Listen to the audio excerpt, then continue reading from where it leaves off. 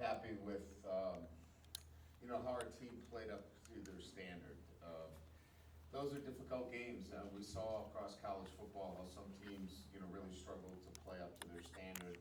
When you step out of the SEC, I think, our football team did a really good job against a team that, is difficult to play against. Georgia State has got a good football team. They're well coached. They're bowl eligible. They're going to win games. So pleased with the overall performance. And again, an incredible evening for Jaden Daniels and the wide receivers. Obviously, we know about what he did, tying Joe Burrow's record for 8 touchdowns. He was named the SEC Player of the Week again. I think that's for the fifth time this year that he's won that weekly award. Again, number one in the nation in a number of categories. He continues to play at an incredibly elite level and the best player in college football. So great weekend leading into, our last home game. And it's we want to be able to honor our seniors in this game and certainly playing an outstanding football team in Texas A&M. A team that is ultimately talented on both sides of the ball, skilled players, outstanding defense, ranked as one of the best defenses in the SEC. I think it's leading in total defense, number one in rush defense, outstanding defensive line. I think one of the best, if not the best, linebacker in Cooper. This will be a great challenge for our offense, and then certainly for our defense with their skill players, and our ability to certainly play, a complete 4 quarters of football. So should be an exciting matchup. They always are. It's a game that certainly our last home game in Tiger Stadium. We're looking forward to the challenge, and it should be a great football game. So with that, we'll open it up to questions.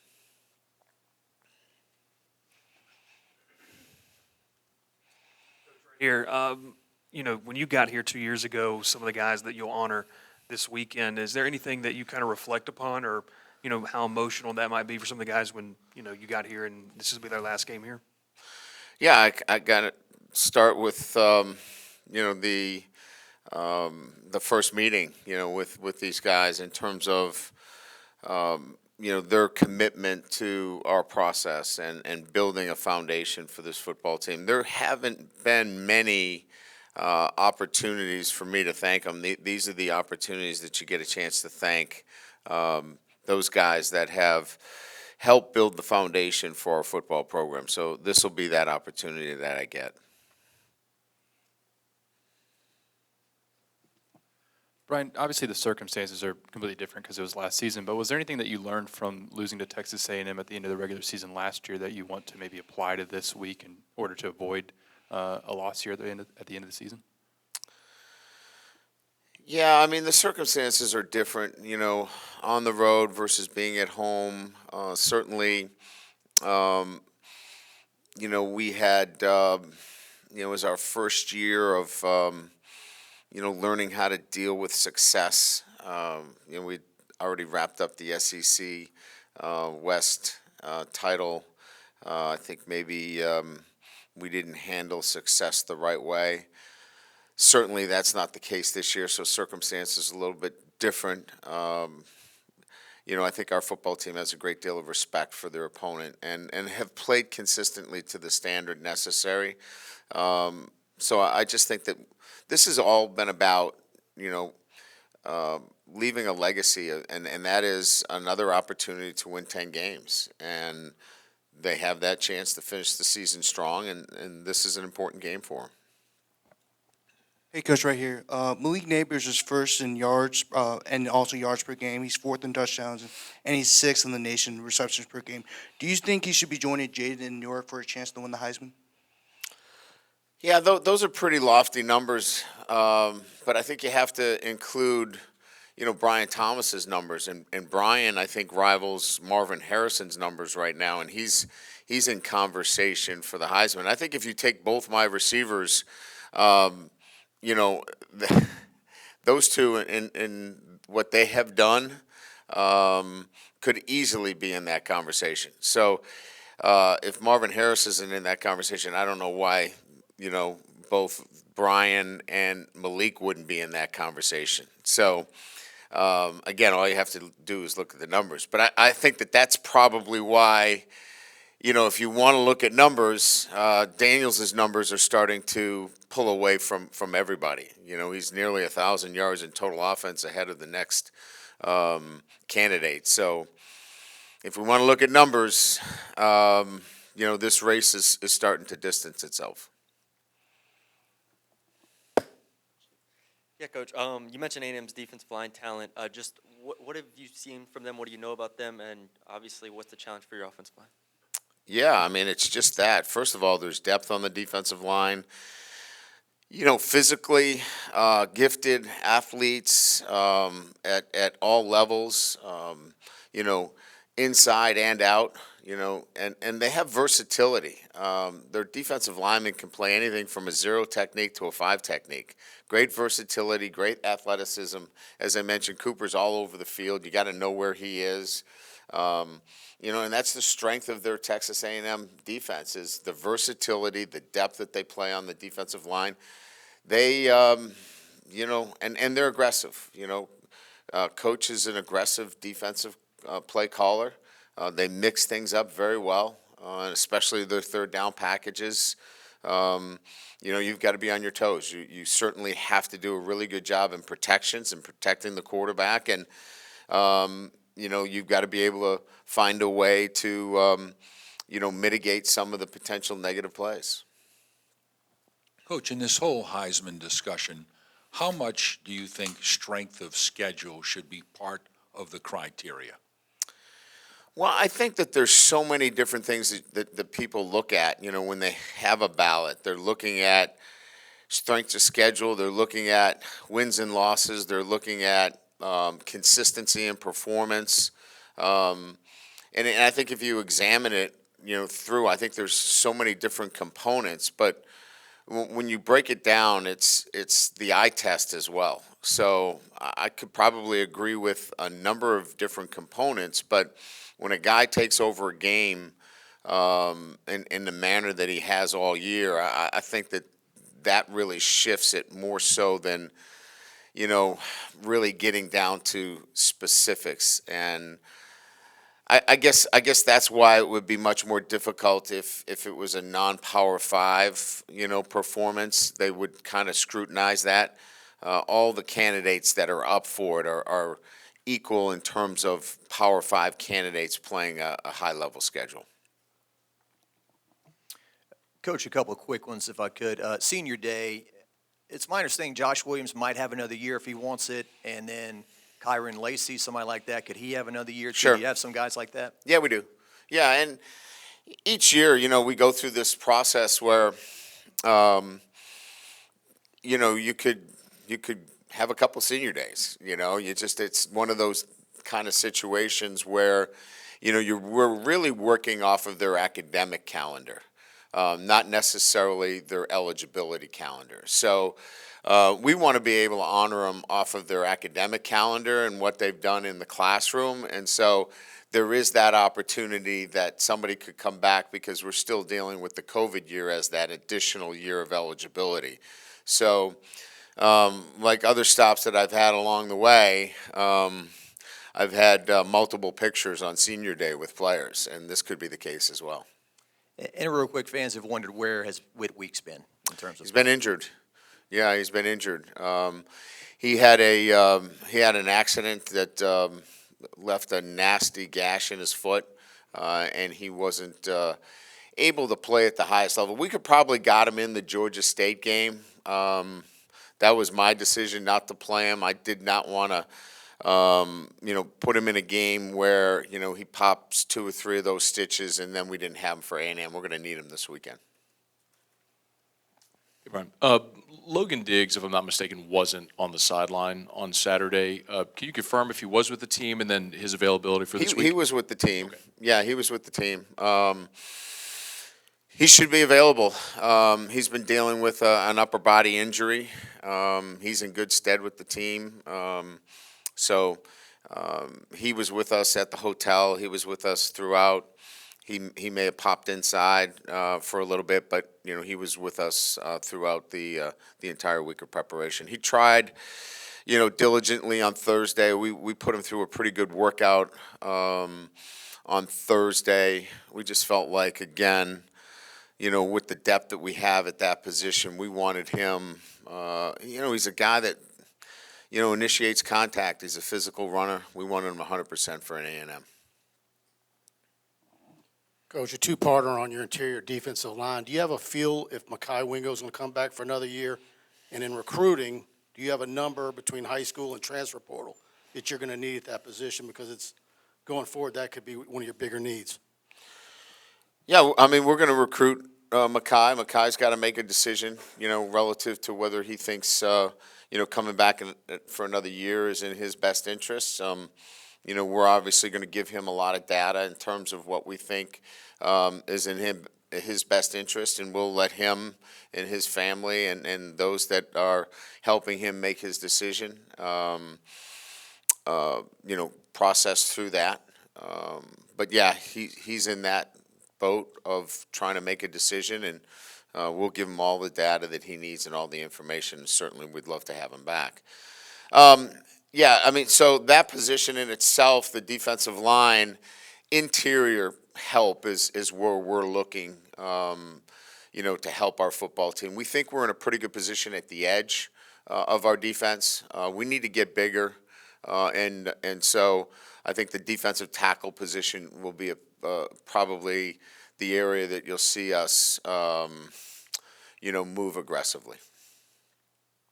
I believe our good friend Wilson wrote an article about this, but could you speak to the specifics of Jaden's off-season preparation or maybe in-season preparation with the VR headsets and the throwing in California? How much of that do you think has helped him make this leap? Well, I think the mindset of a player and what he needs to do to move to that next level. Look, everybody has a choice, right? You can choose to be good. You can choose to be great. You can choose to be elite. He chose to be elite. And so then what are the steps that you have to do?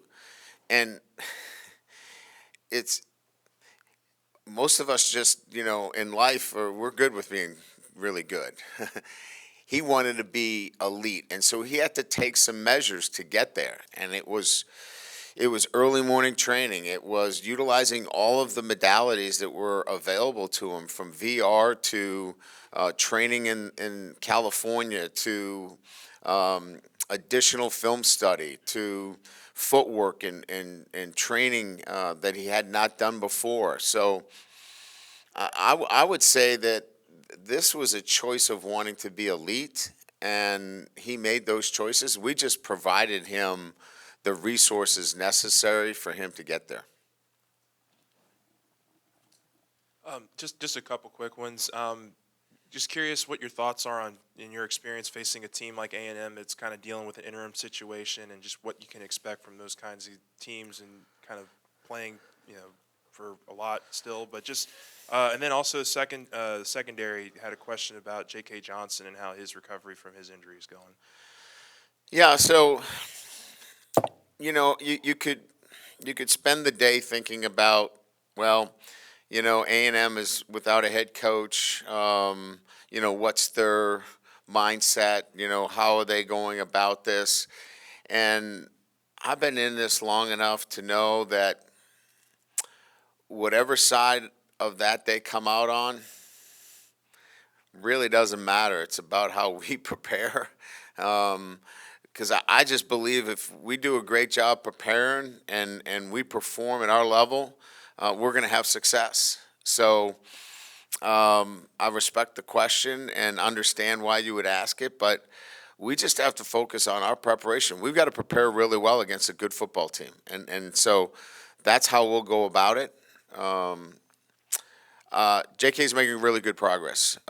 It's an injury that requires time more than anything else. And the time element is giving him the opportunity. I think this week, I could be off by a few days, but I think he gets into the Alter G, which is the non-weight bearing treadmill, where he'll begin running. And so he's making pretty good progress.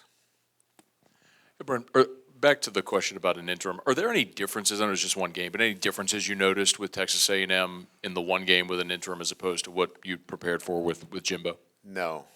There's the quarterback was different, without, Johnson being in there. But other than that, I mean, the offense is a little bit different. They tend to be in a little bit more of a, read option kind of mode. But other than that, it's still an aggressive defense. They still want to run the football. They still want to be balanced. But didn't see anything different from them. No. What did you make of after the 14 points Georgia State scored to, shut them out the rest of the way? And then just over the past month, how do you assess defense and strides made? Yeah, I mean, resiliency is probably the best way. We had a couple of false starts. We were anxious a little bit. They hit a ball down the field on one of our freshman corners who didn't play the ball in the air. We didn't fit a blitz. Other than that, we played pretty good defense. We tackled much better. Our fits were excellent with our defensive line. I think the defensive line improvement has probably been the greatest in terms of the last month. And then we're just playing a lot of young players on the back end that are growing and getting better. And that's just a process of them getting out there and playing and getting experience, whether it's, Ashton Stamps or Jaden Torviano, those guys just need to get out there and play.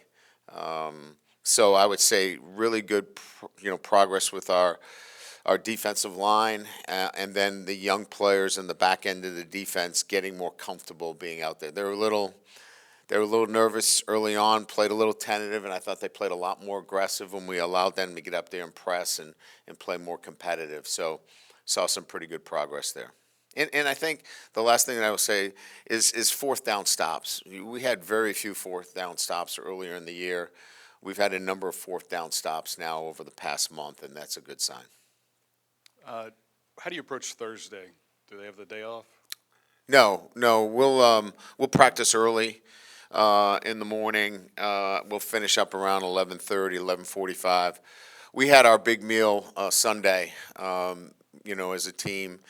And then we'll get them in and out of here pretty early by noontime and let them, for those that are close enough to get home to be with families. For those that don't, the coaches will take in the remaining players.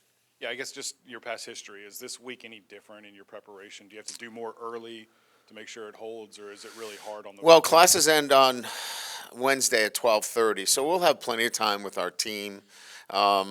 It's an early start, so, you're changing your routine up a little bit. We'll get to the hotel a little bit earlier on Friday to make sure that we finish up a little bit earlier Friday night because we'll have an early morning on Saturday. And just one softball, if I can. What are you thankful for this year? Yeah, I just thankful for, the opportunity to, be with my guys and develop them, in all facets. I mean, it's been fun watching this team grow. I mean, we've had our ups and downs. I mean, it's not been easy, but just watching the guys grow and overcome some adversity and some tough times and watching them, get better. It's been fun, and I'm thankful for that. Hey, Coach, I think after the Florida game, you gave a shout-out to Josh Williams and Noah Kane. What does senior day mean for two guys like that? Maybe haven't played as much, but have stuck around through the process. Yeah, and it's kind of answering the question earlier. It's a chance for me to thank them personally for, what they're doing for this program, and that is modeling, what a great teammate is and how to do things the right way. Many times you don't have that opportunity to show your team, what it's like to be a great teammate, what perseverance is, what patience is, what it takes to be successful is sometimes you've got to be patient. And in this life that we live today, in this world, patience is not sometimes given enough highlights. And I think that this is that opportunity where I can thank him for all that. Brian, I was too busy keeping up with Jaden's numbers the other night, but did Andre I was Sam? too busy watching him. He kind of made me dizzy. Did Andre Sam return to the game, and is injury status on anybody else? Yeah, he did not return to the game. He will be a go for this weekend, so he is he's cleared. Yeah, the only other injury situation we had, we talked about Witt. You know, we wanted to be careful with him with the foot injury, and then Logan. You know, he's cleared for practice for Tuesday. So that's really it in terms of we're in a pretty good position going into the final week of the season. Yeah, well, he's been cleared for practice. He's been limited in terms of what he could do with the stitches. The stitches were taken out Sunday, so those stitches are out. He's full go. Time to play. Just to clarify real quick with Logan, you said earlier he should be available. That would be for Texas A&M then? Yes. Okay. Yes, sir. And then when Malik Neighbors, the way y'all have used him with motions this year, was that something that you intended to do going into the season, or has it been kind of a product of seeing what defenses have done to try to take him out of games and then adjust to that by moving him around as much? No, it was a plan going into the season that we were not going to be able to put him into the short field and utilize him in the manner that we needed to. We felt like if he stayed at the W position, he was going to get double zoned. He was going to get press coverage. He was not going to be allowed to get off the line of scrimmage. So kind of a plan that I've had always with my number one receivers, that we're going to move him around, stack him, get him into different looks. And you've got to be able to learn. The one thing Malik's done is he's learned all three positions. He knows the X, the Z, and the W. And if you want to catch a lot of balls and you want to get a lot of yards, you better learn all three positions. Because if you can't, you can't be as versatile. And so good for him. You know, he's learned all three, and it's really going to help him moving forward. So what's got to be on the Thanksgiving table that you have to have? Cranberry sauce. I'm from New England. You got to have it. Oh, cranberries, for sure. Yeah, For sure. no doubt. Jaden's probably got the best shot of a player you've had since Manti Te'o. Absolutely. Yeah. And arguably the best shot, because I think Manti was a bit of a long shot as a defensive But he player. did finish second. I mean, He did finish second, Yeah. yes. Do you feel like you've been more vocal about Jaden's candidacy than you were with Manti? Back Yes, then? yes. And why so? Because I truly think he's the best player in the country. I've been watching him, and I've watched the other players, and I think they're terrific players too. I really do. But what he's doing is so different in terms of what I've seen in my career, in terms of pushing the ball down the field, the accuracy in terms of dropping balls into tight coverages, running the football, and the, I would say, assertiveness in which he's throwing the football. These aren't screen passes. These aren't swing passes. These aren't cupcake throws. And not that anybody's making cupcake throws to put themselves, I'm not saying that, but all of his throws are vertical throws, and he's pushing the ball down the field, and his runs are not like, wow, where is everybody? He's making people miss. He's taking hits. He's taken hits to run the football. Like, I think we can count on, and everybody's watched him, I think we can count on our hand the times he slid. He doesn't slide. I mean, he shows toughness, and that guy's a football player, and he's playing the game of football at a level that I have never seen before. Would you say Texas A&M is the best defense you're going to play this year? Yeah, I mean, I think, in terms of their versatility, in terms of what they do, yes, this is the best defense we'll see. So with Jaden, decisive. Like, there is no question about what he sees and how he acts.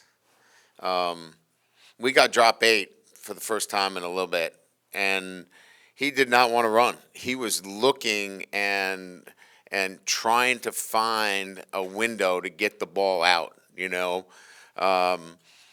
Last year when we got drop 8, it was, see ya, I'm running. So just that decisiveness has been probably the biggest change. Thank you.